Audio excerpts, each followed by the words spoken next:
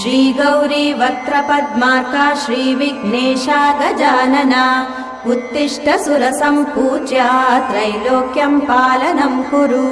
श्रीगौरी वक्त्रपद्मार्का श्रीविघ्नेशा गजानना उत्तिष्ठ सुरसम्पूज्या त्रैलोक्यं पालनं कुरु उत्तिष्ठोत्तिष्ठ हेरम्बा उत्तिष्ठ गणनायका उत्तिष्ठ करुणापूर्णा भक्तानां भाग्यदायका उत्तिष्ठोत्तिष्ठ हेरम्बा उत्तिष्ठ गणनायका